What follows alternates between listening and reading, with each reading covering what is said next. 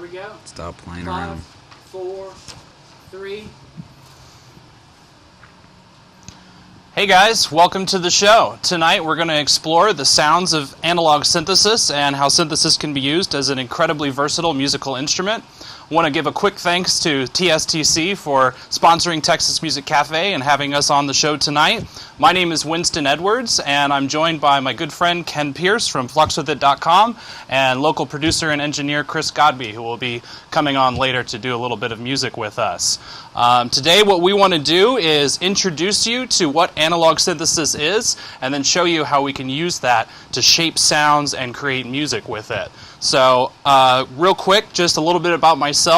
I actually work here at the local distillery at Balcones, but I'm a huge synth geek. Brought all this gear down from Dallas so we could show it off. I am here with Ken Flux, who I actually flew in so we could work on a sound project together, and we were invited to do the show. Ken, why don't you tell me about yourself? So I'm actually a sound designer, and I've actually worked on some of the products that you see up here today. I help create the sounds that go in synthesizers and drum machines before they reach the market. So when you buy a piece of gear that makes sounds, oftentimes I'm the guy who puts some of those sounds into it. Yeah, so I came out here from Delaware, just about 30 minutes south of Philly, and we got to sampling up the Balcones distillery and, you know, just had a great time taking our microphones around, banging on the stills and, you know, getting all kinds of interesting sounds out of that. And that all kind of ties into how we'll be showing how synthesis is used in modern music today. You know, I feel like I've been into synthesizers almost my entire life, and I believe it started with video games. Of course, most video game music from the Nintendo all the way up until they started introducing CD quality audio in like the Nintendo 64 or PlayStation 1. But prior to that, it was all synthesized music, and I really, really enjoyed that kind of stuff. And I think once I learned that, you know, synthesizers were behind that magic, I kind of gained an affinity for them. How about you? Movies, sci-fi stuff, and the fact that luckily my dad was a big nerd, so he was into like ham radios and that kind of stuff. It was just all like big dials and knobs and frequencies and that kind of thing. So when I saw, you know, ARP 2500s, which is classic synthesizers being used in, you know, these classic synth movies or sci-fi movies, I had to get one. So I started using that stuff and I got into bands and, you know, the louder the better. Next thing you know, it became a matter of, hey, if I can get this stuff on a record and have it in my home, let's do it. So that's how I got into it. Where do we want to start at? I think you should maybe give a short history of the synthesizer, maybe stopping before we get to all this awesome modern stuff that we have on the table here, but I feel like you're very well versed in that. Well, I'm not going to go down the really obscure path of the beginning of synthesizers. I'll go a little bit more pop culture on that so that people can kind of understand where the larger picture came from, and that would be Bob Moog and Don Buchla, which there was essentially two different engineers, one on the East Coast and one on the West Coast, and they both kind of created synthesizers as musical instruments around the same time period, not knowing about each other. So you'll hear oftentimes people will refer to synthesis methods as East Coast or West Coast. That's usually where that terminology comes from, whereas the West Coast, Don Buchla and his instruments primarily focused on additive synthesis, basically starting very basic and then making more complex and creative wave shapes to add harmonics into your sound. The East Coast method was to take a oscillator that already made a lot of harmonics, and then you would filter those sounds out, and you would see things like the Moog modular, and then as things were shrunk down, they were put into the Mini Moog. And then from the Mini Moog, we started seeing people wanting to be able to play more than one note at a time. So we saw things like the Prophet come along from sequential circuits, which allowed people to start using polyphonic patches and playing these instruments instead of like, you know, a trumpet, you'd be able to play it like a piano. So when you see keys on a synthesizer, like a traditional piano, that would be more of the East Coast mindset, whereas the Buchla West Coast style, it was touch plates and it was anything but a keyboard to get, just a different kind of sound and exploring synthesis in that way. And then we see things like Casios and these consumer electronics today where it's become ubiquitous. Everybody somewhere in their household has some kind of electronic keyboard, and it all goes back to those two guys, really. I think that's pretty apt. And, synthesizers are used by musicians everywhere. Probably started as something that only a few people could afford, but now it's been kind of democratized, and you see synthesizers kind of purveying in all different kinds of music, especially, obviously, electronic music, but all the way up to, country and hip-hop today use electronic instruments. A lot of pop music uses synthesizers and electronic albums and music. And that goes as far back as, Keith Emerson and the Beatles, or as far forward as, 9 Inch Nails and Deadmau5. So it's pretty pervasive thing, even though you may not realize it. And hopefully after listening to some of the things that we do tonight, it gives you a little bit of better context of where those sounds are coming from. Just to touch on that for a second, you're going to see a lot of gear up here. There's a lot of money on the table, but you do not need expensive synthesizers in order to have fun with synthesis. And really, this primary sequence synthesizer that we're going to be using right here is kind of like a middle to low end product. They're maybe around $600. But you can get, synthesizers for really, just a couple $100 these days that will do amazing things. So I just don't get wrapped up in the fact that, the old tagline from Moog was, if you can afford a truck, you can afford a synthesizer. That's no longer the case. You can certainly still buy synthesizers that cost as much as a car. From Moog, no less. Exactly. But you definitely don't need that. And you shouldn't, just like someone learning to play piano, you shouldn't be put off by the fact of how much something costs. You can learn to play piano just as well using, an old Casio keyboard as you can on a grand piano. So, absolutely. And then I guess just to dive right into it, the synthesizer that we're going to be starting this demonstration on is the Arturia Mini Brute 2S. This was launched last year, is that right? Yeah. I got to play with it at NAMM, and it was an instant buy for me. It has really great tone, and what's really neat about it is that it's a semi-modular synthesizer, so it has the option of using a fixed architecture, which is all pre-wired underneath the panel here, but then we also have a patch bay here that allows us to break that signal path and reconfigure it any way we want. A lot of the early synthesizers were all very big modulars. They required 1/4-inch patch cables. Everything has been kind of, distilled down into something a lot more compact. It's kind of like old computers used to take up entire rooms, and they've all become so small they fit in our pocket now. I'm not putting a synthesizer in my pocket anytime soon unless it's a pocket operator, but you can see that the technology has really kind of come into itself. So why don't you talk about voltages, Ken, and I'll go ahead and start dialing in something here. So we're going to get into the geeky stuff. All right, this is kind of the crux of what makes everything work. So everything in these analog synthesizers is based on voltage, right? And it's a DC voltage that oscillates, okay? So what we're having now is we're going to show, we have the oscilloscope up, yeah? Yep. Okay, so what I'm going to do first is just showcase. That's not the... There you go. There we go. Okay, so you should be able to see this little blip on the screen here that looks sort of like a saw wave or a triangle. Like that, like a ramp. Yeah.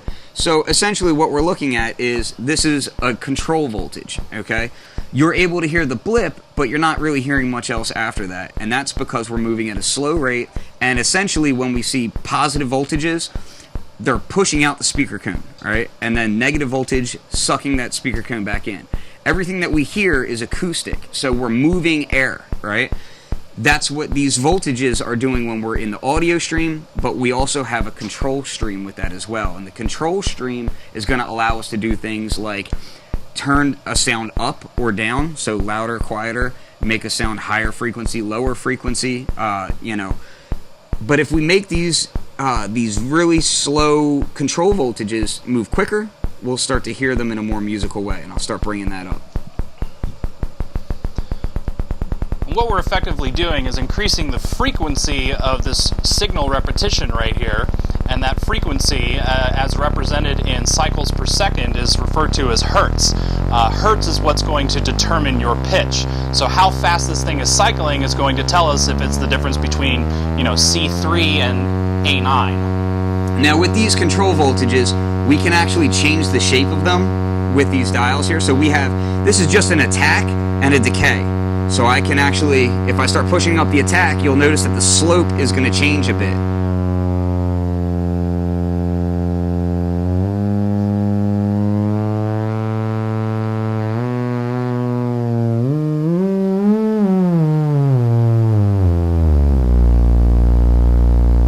And you hear those, there's a lot of bass in that. You get these low frequencies, and of course, we can go really high.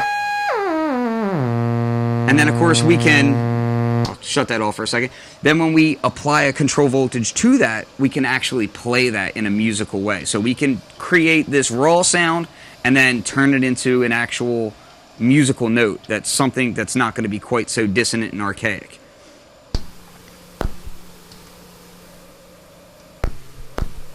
Let's bring it up. Yep. Loop. There you go.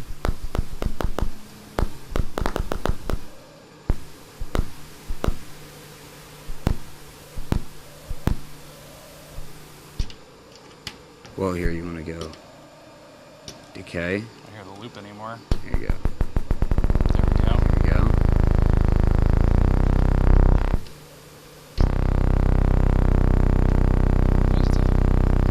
go. You're dropping. You want to be way low octave. There we go. Yes, because as you go up, you're going to be dropping your pitch. So there you go. And of course that's not tuned, that's just an illustration. Yeah, not quite something that's usable for making music, but we have other oscillators on board here. This is actually a function generator, so it's creating those voltages in a looped fashion, but it's not exactly designed for creating musical timbres. It just happens to be able to create them. If we wanted to do something more musical, then we would actually start using these oscillators that we have here.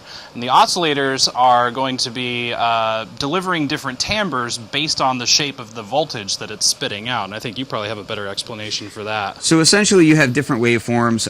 Very common waveforms are going to be your sawtooth waveform. If you want to open up that. So this would be a sawtooth here. Let's get a higher pitch. There we go. It's a sawtooth, right? And that's got a ton of harmonics in that. That's all your harmonics there. And then when we bring in a square wave, set that.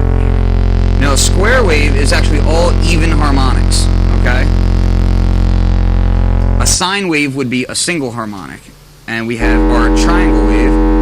Let's turn the wave folder down. And that's actually distorted a little bit. And we want this up like so. There we go. Drop that gain. There you go. And you'll notice that the triangle waveform is much quieter sounding. Even though it has the same pressure, it's the same amplitude, it's going to sound quieter because there's less harmonics in there. So it's a much more smooth kind of sound as opposed to that, which I'm doing at a much lower level, but you're hearing it much louder because of all those harmonics in there. And then we can also bring in a sine wave for Now demonstration. these oscillators are always running. So the oscillators are constantly moving, whereas the function generator stuff that we were doing, envelopes, those can stop. They rise, fall, and that's that, right? These are constantly moving, so they're constantly vibrating that speaker cone, and then we get into things like being able to filter them to change out how that oscillator sounds. So if we, for instance, have this square wave, and just kind of looking at this, now the waveform that you're going to see on the screen here is slightly distorted from what the actual waveform looks like, but you'll get the idea. Imagine it is literally a on-off kind of voltage. Looks like an actual square. So what we're going to do now is I'm going to filter it down, right? And what you'll notice is that those hard edges will become much more round, and with that roundness, you'll hear it smooth.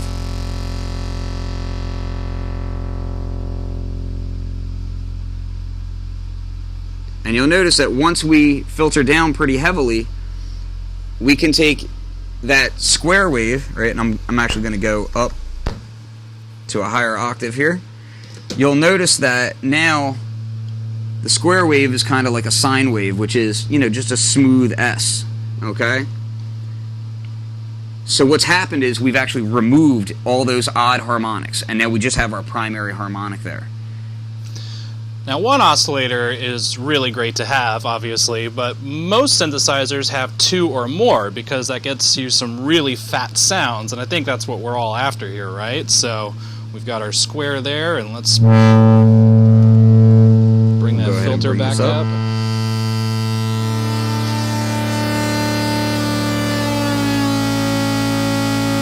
And you can tune your oscillators to a fifth.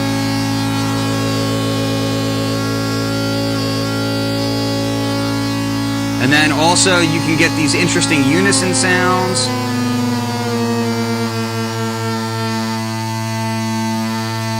And this is something that analog synthesizers tend to do really well, whereas some of the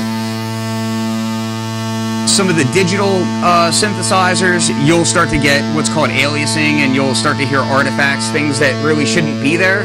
But with an analog synthesizer, you can get these really clean, saturated, nice, thick sounds, and that's where that fatness comes in that we were talking about. So if I drop this down even further,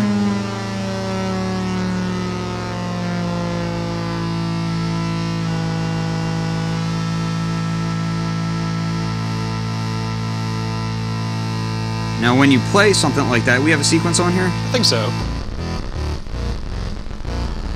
We'll actually transpose up a bit. There you go.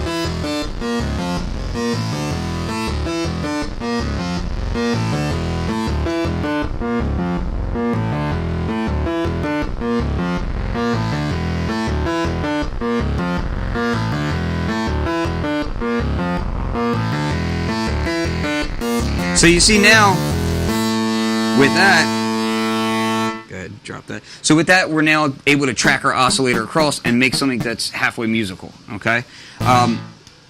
Leading into all that, so we have our oscillators that are creating harmonics. They're going through into a filter. Filter is taking away harmonics, okay? So we're getting to that kind of sweet spot that we want to be. And then we're going into what's called a VCA, which is a, basically it's a gateway. So as we send it control voltage into it, we can open it up and allow sound to pass. So that allows us to get that bop, bop, bop, bop, bop type sound, whereas otherwise it would just be just a mush of pitches.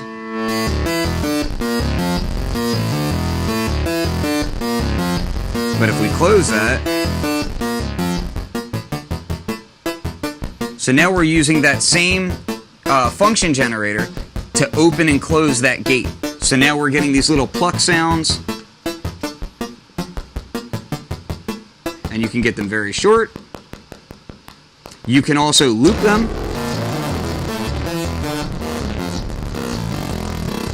That would technically be amplitude modulation at that point. Yeah, sure. So if we loop that volume going up and down really fast, that's another sort of synthesis called AM, which is amplitude modulation. And it adds its own sort of harmonics in.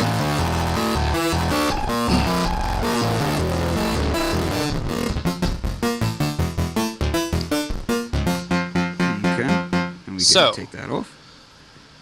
And that's kind of like the basics of sound generation, and now we're going to sculpt that sound further using the 3 different kinds of, four actually, kinds of filters that we have on the Mini Brute 2 here. So we have a low-pass filter, which,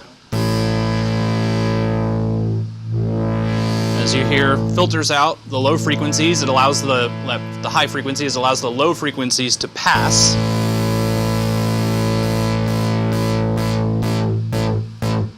Until that sound gets darker and muddier. Then we have a band pass. Well, actually, let's go straight to high pass. This has the opposite effect. It allows the high frequencies to pass while the low frequencies are cut out.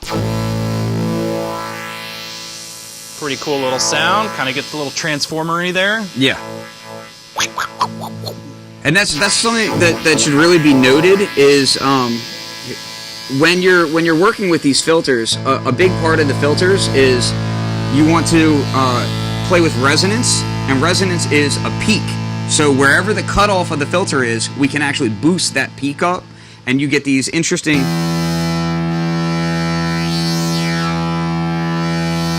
And then you do what's called filter face.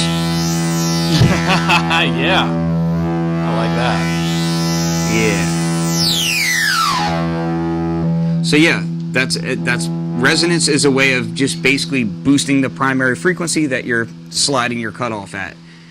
Next one, we can talk about bandpass. Now, bandpass is we're actually going to take out the highs, take out the lows, and then we're going to shift where we're at. Okay?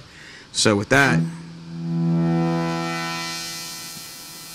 So it's more or less a combination of a low pass and a high pass together, allowing us to kind of really only highlight those center frequencies of the sound. Which of course has a really neat kind of effect to it. Something fun that you can do with this, all right, and we'll show a notch filter real quick as well. So a notch filter is the inverse of that. So kind of phasery now. Okay, so let's go ahead and show what happens when we hit that with an envelope and kind of bounce it around a little bit. So we'll do something like this.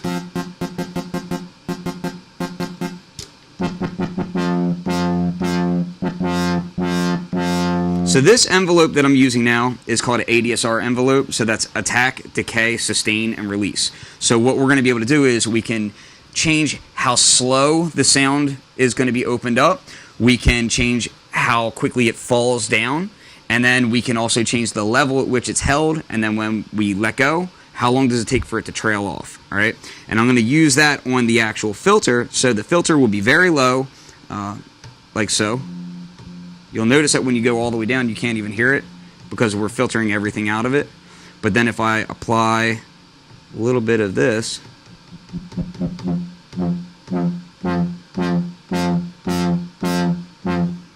and if we bring that attack up,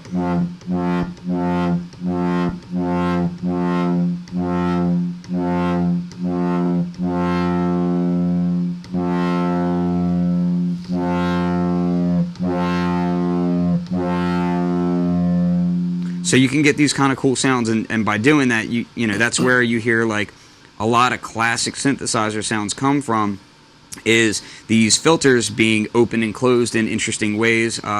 You know, like you think about like P-Funk, and you start hearing even a lot of like the modern hip hop today that's using a lot of those old school Bernie Worrell style bass lines. It was all filters that were just kind of slightly opened and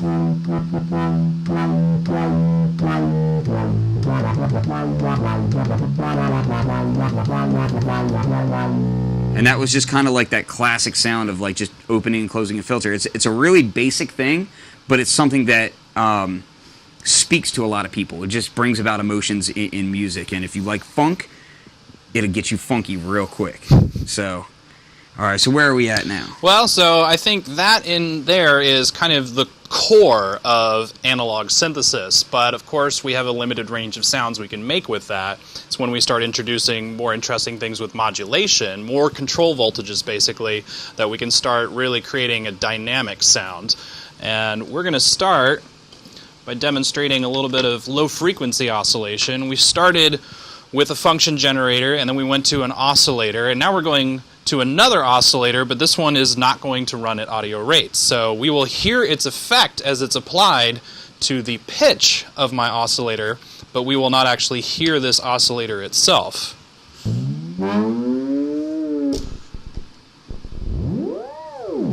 And you can just hear right now it's cycling up and down. We can make it go slower or faster. And these low frequency oscillators, they have different shapes, just like an audio oscillator does. So you can get some really interesting sounds when you start getting creative with this sort of modulation. And one of the things you were talking about was video games, and that's when you start bringing in things like sample and hold. Let's go ahead and even this right here, we can take this and speed it up. Some classic video game type sounds. And then of course sample and hold.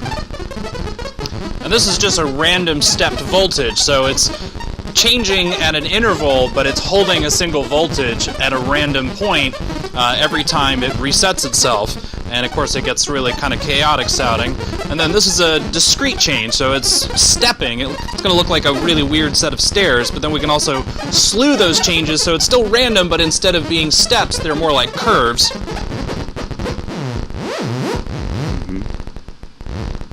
And that, of course, produces its own really fun effect.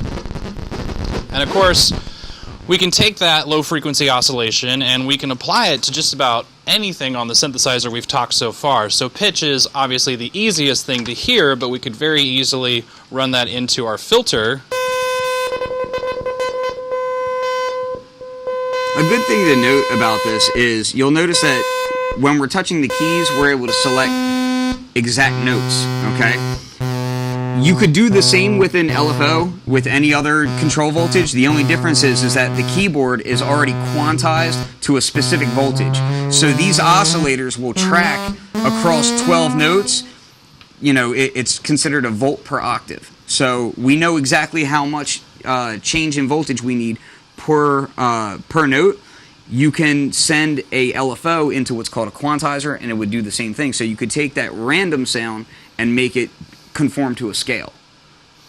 Now, in addition to that, right now our low-frequency oscillators are basically running at full voltage, so we're getting the most extreme change possible. If we wanted to do something a little more subtle, say for like vibrato or tremolo, we can take that into a handy little amplifier that we have here, or actually an attenuator, which is like an amplifier but only subtracts voltage. And this is going to allow us to... We're essentially making that voltage quieter. Yeah, we're squishing it, I guess you could say. Oh, where's the FM? There we go.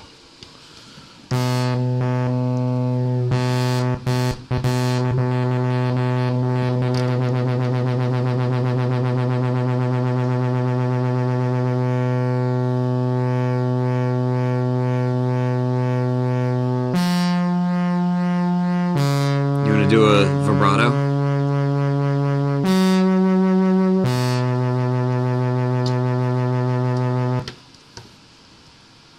Where are you going into now?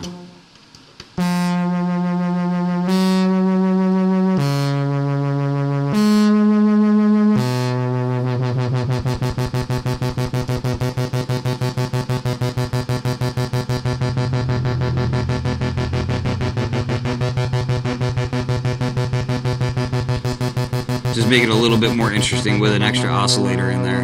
Always good.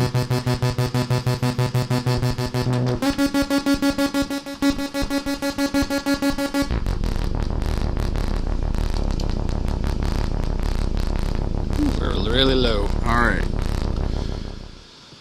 So we can, from there, apply these different control voltages and modulation voltages to just about anything using this quaint little patch bay right here, which is one of the great things about the Arturia Mini Brute 2S, is that you can really kind of take any aspect of the signal path and repatch it into itself to create really, really, really cool and unique sounds. Now there's a downside to that.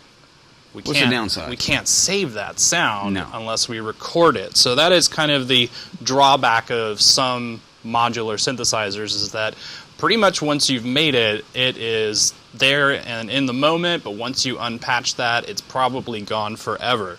This is a relatively small patch bay by comparison to some of the synthesizers that we own, so you can maybe get back there a little bit, but when you get into real modular synthesis, then it really is kind of a one-take thing, I guess. And that's also where the keys to getting into synthesis in general is understand what you're doing. Don't go too fast. So spend time with the oscillator, spend time with very basic structures, and the better you understand that and know that, you can get back to where you wanted to be, even on some of the more complex patches. But it will take you time. Modular synthesizers differ from a fixed architecture synthesizer in that, when you see these modular cases up here that are, they're essentially just building blocks. So you can buy a synthesizer that is literally just an oscillator, just a function generator, just a filter, just an envelope, whatever, and then you can put them in your case however you want and do all sorts of weird things with them and make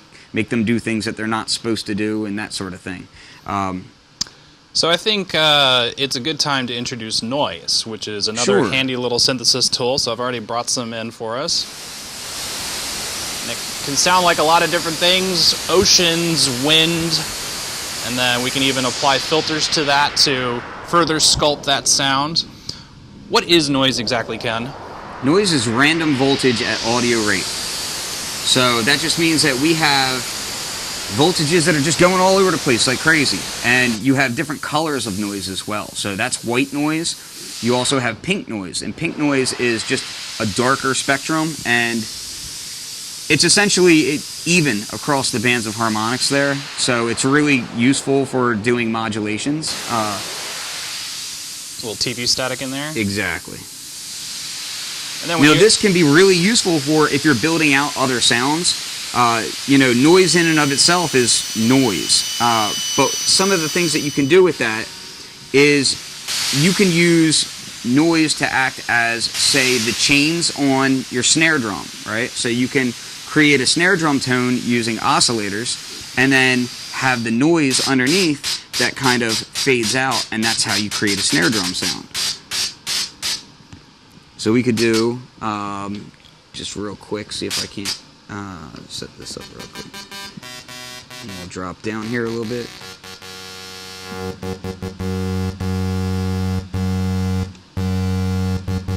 And we'll do this. What do we got here? And then we can...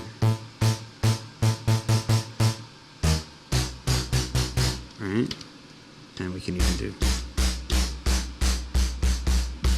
So now you've got these nice kick drums, and you can hear the snare kind of vibrating off to the side. So you're recreating an acoustic waveform, like you're recreating what you would hear in a room just by using an analog synthesizer.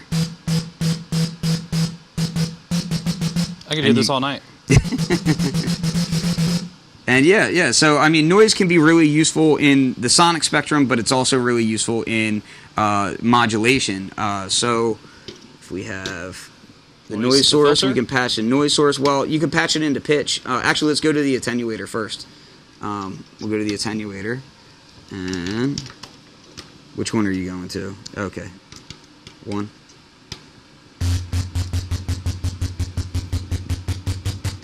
And I'll actually take the noise is not going to be in the audio path at all. So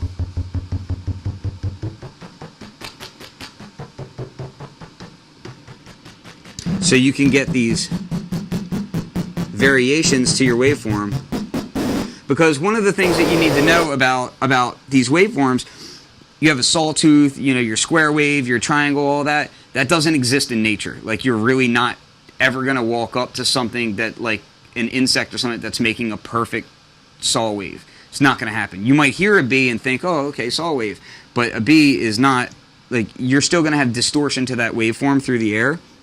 And that's where things, So we can go here.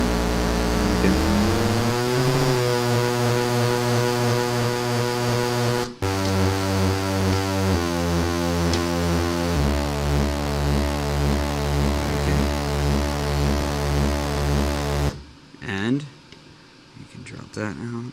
And we have FM as well. So there we are. So if we bring that up, it's actually patched in the filter now. Oh, you have it in the filter now. Yeah. Well, that's different then. There we go.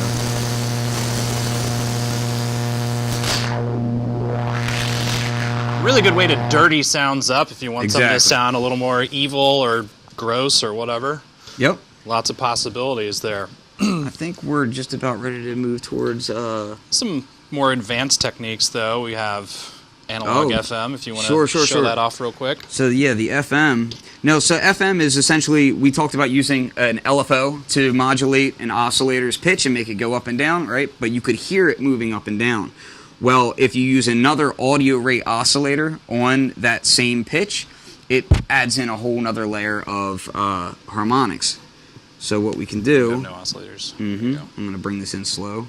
I'll drop this one down. So we'll do...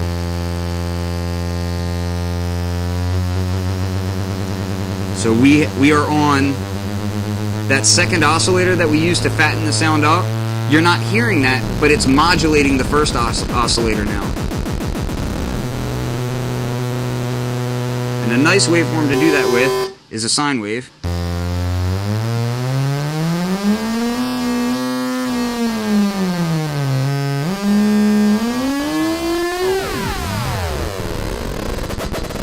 That sound you're hearing is called heterodyning.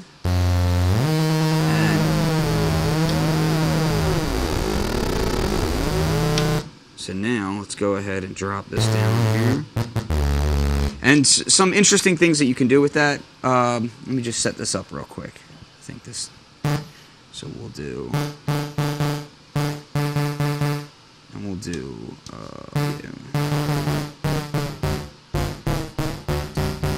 Here.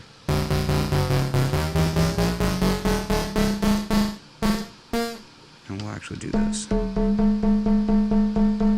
And we can do a little bit of high pass on it. And you can start getting like bellish tunes and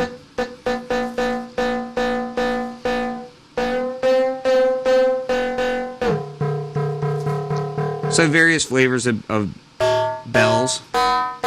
And getting some more natural sounds out of it.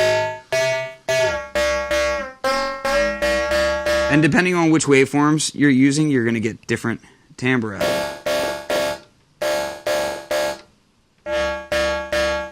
So it's a pretty useful way to get some extra interesting sounds out of it.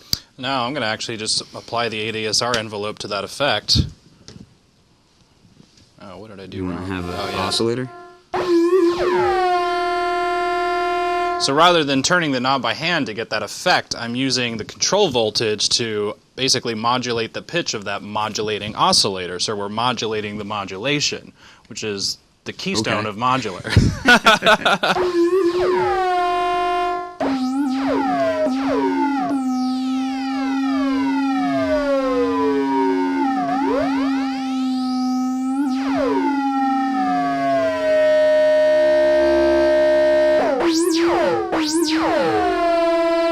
So essentially, you're playing with sound, and you can try to approximate acoustic sounds that you hear in nature, or you can try to come up with something, otherworldly and sci-fi. And this is how a lot of the great sound effects in movies are created. This is how commercials are using sounds to kind of inspire people to buy their product, that sort of thing. And that's kind of where guys like I come in. We get to make noise and hopefully make people want stuff from it. You get all the cool stuff before I do. And I do. That's what it really means to me. Yeah, I get all the fun stuff.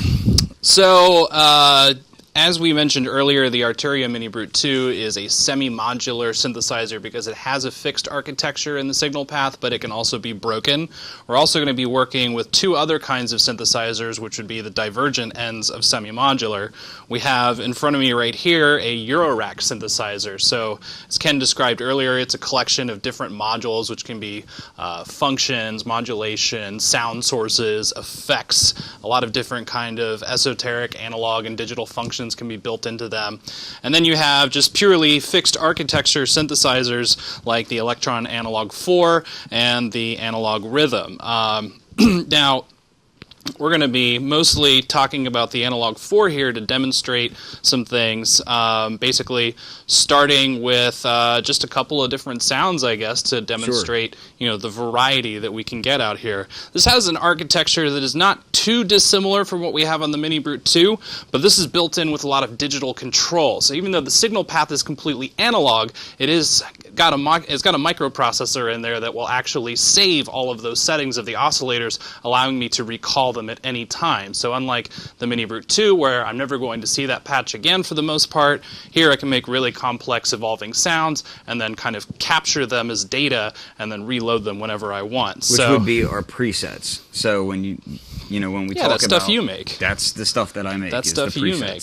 Yeah. So I've got this keyboard set up to play everything right here, but so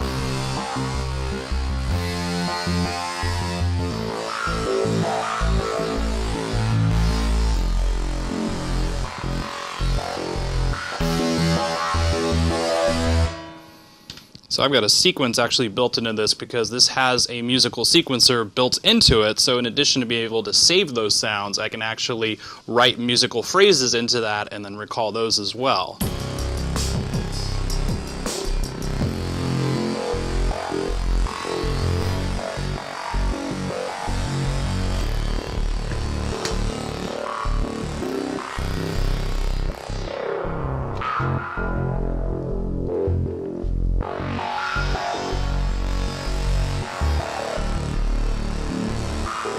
And then we can also have more kind of leady or maybe even pad-like sounds. It's kind of string-like, you know?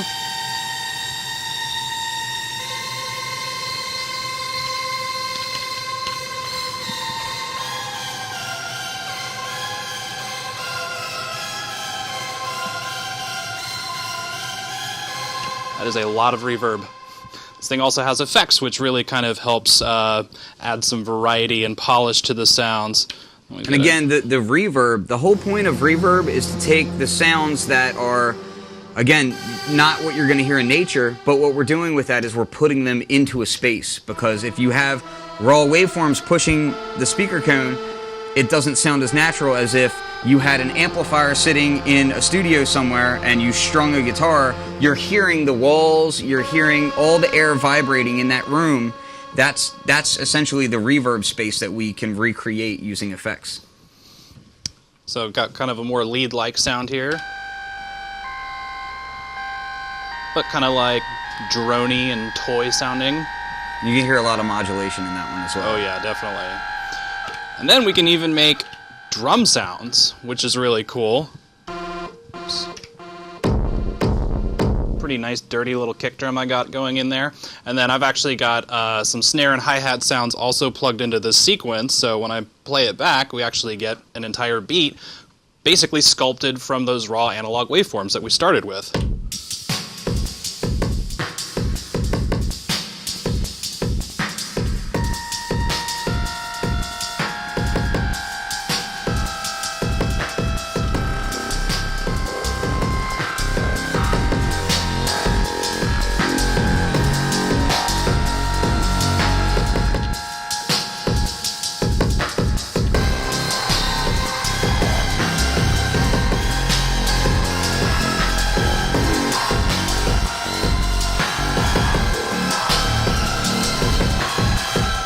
I think one key distinction I forgot to mention about this Analog 4 is that it is actually a polysynth. It has more than one voice on it, unlike the Mini Brute 2, which you're only going to play one sound at a time for the most part.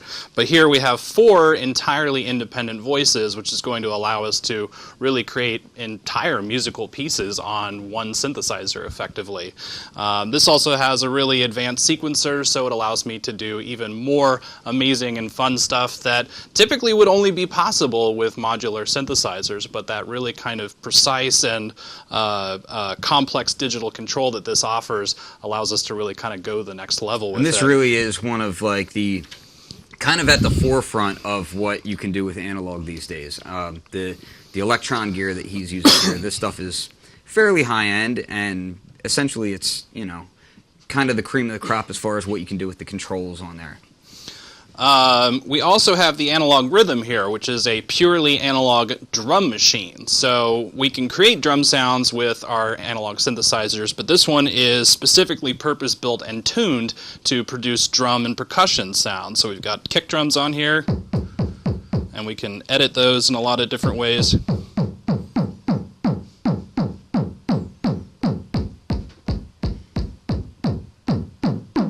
Change the pitch and the bending of that pitch. We've got snare drums. Change the waveforms as well. Not really so much on this. Oh, on that one you could. Yeah. Oh yeah, there we go. See? And when you do that, you get a completely different timbre with the sound that you're creating, just like what we were doing over here, except these are, you know, like you were saying, they're tuned, they're voiced specifically for drums. So with that comes the advantages of being able to get really, really punchy sounds and then incorporate that into a larger mix. So we got rim shot. Not my favorite sound, but it's okay. It's a good sound. We've got a clap. A lot of reverb there. We've got some toms in here. And that's a very basic sound, just using very simple oscillator techniques, you know, that you can do on pretty much any synthesizer. We got some hi-hats. And there's some of that noise that we were talking about, using that in an audio way. Got a cymbal. And then my favorite, the cowbell. Always got to have more. Which in cowbell. analog doesn't sound very realistic, but this is probably a sound you've heard in a lot of 80s music. Yeah, that particular cowbell was really kind of made popular by the 808, which is an all-analog drum machine. And it kind of became its own thing. So when you put all this together, along with the advanced sequencer capabilities that we have in the Elektron gear, we have a really great drum machine. Oh, it helps if I don't have them all muted.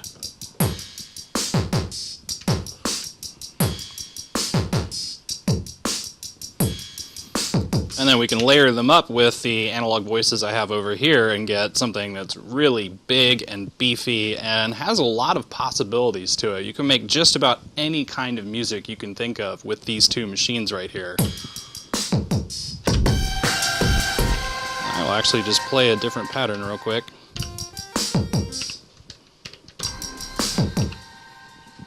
Play.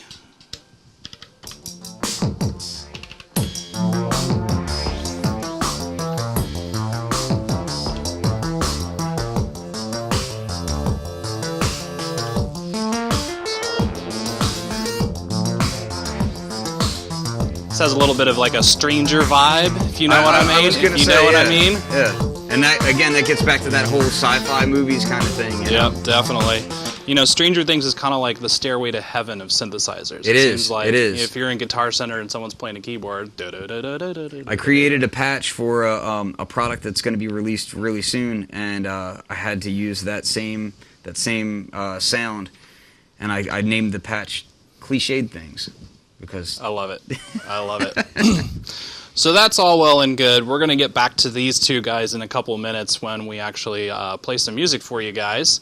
And then we are going to go ahead and start working on some Eurorack synthesis here, which really I feel like you're so much more well-versed in. I'm still only 2 years into it and maybe $20,000 or so. Eurorack is one of those things where it's like you can get into it, but you're going to get into it. You're going to get really lost, and your bank account's probably going to become anemic. It's going to hate you. Yeah. Yeah. So, I mean, I know all these modules, but why don't you kind of tell me a little bit about Eurorack synthesis and the advantages? Well, we'll start at the beginning there, which would be so as we talked about, Don Buchla and Bob Moog. Both of those guys started out modular synthesis, right? But the formats were larger. So you would see things like, giant room-sized synthesizers and whatnot. You'd see like Stevie Wonder. You'd see the Toto synthesizer that was used on a lot of his albums. They literally took up a room. Well, Doepfer is a company that came out with this much smaller format. And essentially, he was looking at test equipment and saw that these racks already existed, and he said, oh, this would be an affordable way to shrink everything down. And it really exploded. The Eurorack community is a very rabid community of enthusiasts, and it started off kind of slow, and I want to say it was maybe 3 or 4 years before you really started seeing Euroracks popping up in a whole lot of studios. And within the last probably 3 years or so, I would say it's become the kind of new hot sauce. So you're seeing a lot of large name manufacturers are starting to get into it. Roland just put out some modules. It's going to be something that you're going to see far more often than probably previously, and I think the reason for that is all control voltage. At the end of the day, musicians, sound designers, we want as much control to sound like ourselves as possible, and that's where Eurorack really comes in. We're able to, you can mix audio and those control signals completely together. They're not separated at all. So people are able to get whatever module speaks to them. Say I like the filter that's on this, and you don't. You want a filter that sounds, a little more beefy or sounds, more nasal, whatever. You can buy many different flavors of filters, many flavors of oscillators, many flavors of envelopes, all sorts of control things. They're laid out differently. So you can essentially make a piece of, an instrument that is 100% custom to you. You're the only person in the world who has that combination of modules, which is really, it's really fun. I'd say the downside to that is, for one, there's a lot of choices out there, but it is an entirely manual process. With a fixed architecture synthesizer, the oscillator is already wired to the filter and the amp. We can change a few things here if we want to, but when it comes to this, nothing is connected. So we actually physically have to patch these things together before we can even get audio. And that can be a little daunting to some, I think, but once you kind of get the hang of it, it's actually a lot of fun. There is no better synthesis learning exercise than getting a completely modular synthesizer, turning it on for the first time, and realizing you have no sound because nothing is patched up. So you have to make those physical connections of, okay, oscillator is going to filter, filter is going to amplifier, amplifier out to your speakers, and then now I need to control that stuff. So then you start patching up the control points. So on that level, it's a wonderful learning tool, but it's also, it can be a little head scratchy at times if you're, getting into really complex patches. That's why you'll notice that a lot of the times we'll have different colors of patch cords. Some people like to try to color code what they're doing. Some people just want everything to look one color. There's some people like rainbows. Some people like rainbows. Yep. Some people want all of. It's so detailed how you can do these modules that you can even, if you don't like the faceplate on a lot of modules, you can go out and buy a different faceplate that just looks the way you want it to look, because people are that. Beyond that, if you want to get really nerdy about it, there's a huge DIY culture in Eurorack modules as well. So you can either buy kits that are basically just a bunch of electronic components, and you may have to supply a few items yourself, but you can literally build that module yourself. And some people even go so far as to develop and design their own DIY modules. So, and then put them out, yeah. The rabbit hole goes pretty deep and far. If you're familiar with like the guitar pedal community and how deep boutique guitar pedals go, it's a lot like that, but a bit younger market, and it's exploding like crazy. DIY stuff, if you know how to solder, I mean, it's literally like paint by numbers for a lot of these kits, because you'll get a circuit board and it'll tell you, okay, this spot right here is this resistor, this spot right here is this capacitor, and you just solder it on and you're good to go. I've built a ton of modules myself. It's a really great way to kind of get to know, how something works a little bit deeper. You want to patch something up real quick? Yeah, we'll do a quick patch, and then I think we're going to have Chris come up here so we can actually play some music for some people. Exactly. But Chris has his instrument here, so, he's all set up. But yeah, we'll just do a little quick demonstration, and even though this is intended to be an all-analog thing, I don't actually have any analog voices in my Eurorack, which is pretty funny, but I'm pretty covered already, so maybe that makes sense. So I'm going to just start simply and take this oscillator out and plug it into a filter, and then we're going to plug that filter into an amplifier, and then the amplifier is going to go out into my output here.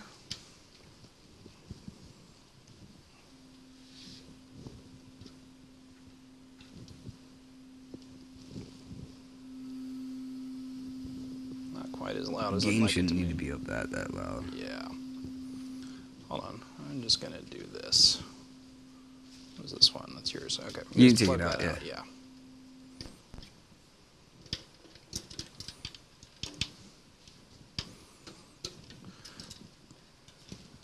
Even for pros like us, it can still be a little challenging to get everything working the way you want it to. And you're using a sign on this, yeah? Yeah, it looks like so. It's gonna be quiet anyway. There you go.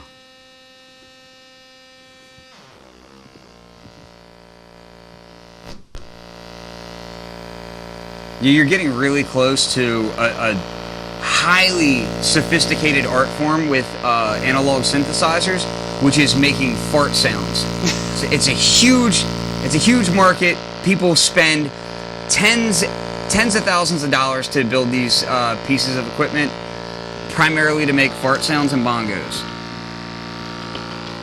Which is why we're all into this in the first place. That's right. So we're going to just start taking some modulation out.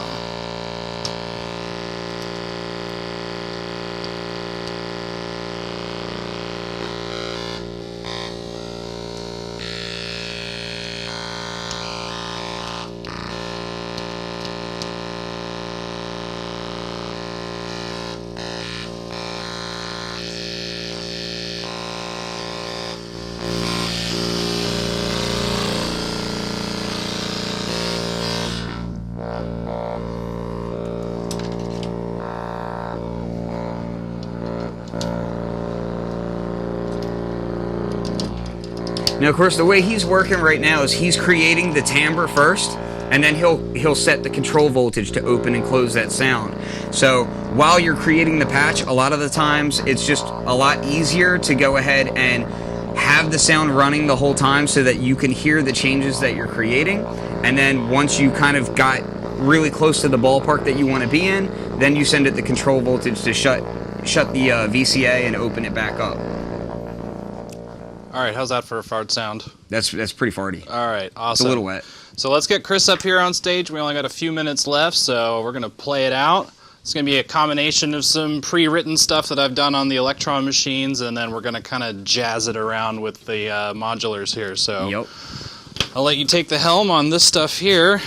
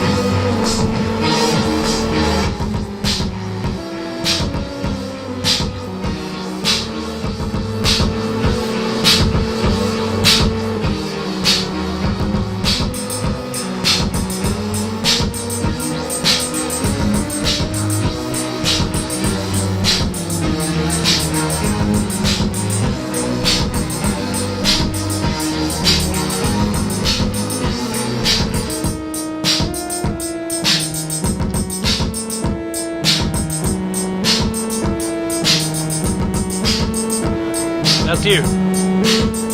That's you. That's not you? She okay with touching?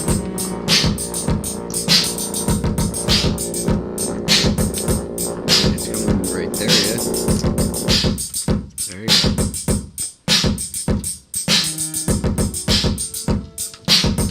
You want to get into,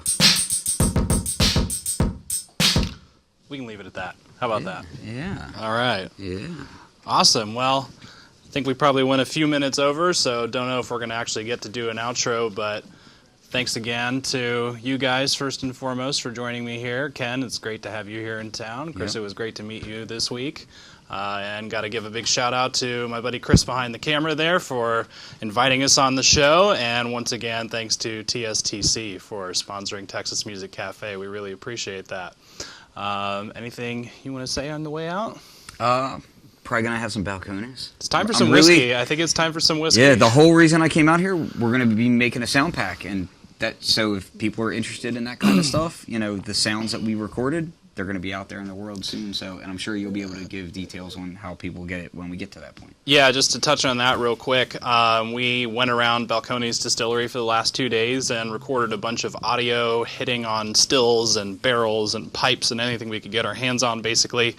And the plan is to turn that into an actual sample pack that people will be able to load into their electronic drum machines, for instance. Not analog, obviously, but Like this. like the MPC Live, for instance. So look for that coming soon. Probably, hopefully, get shared out by the company themselves.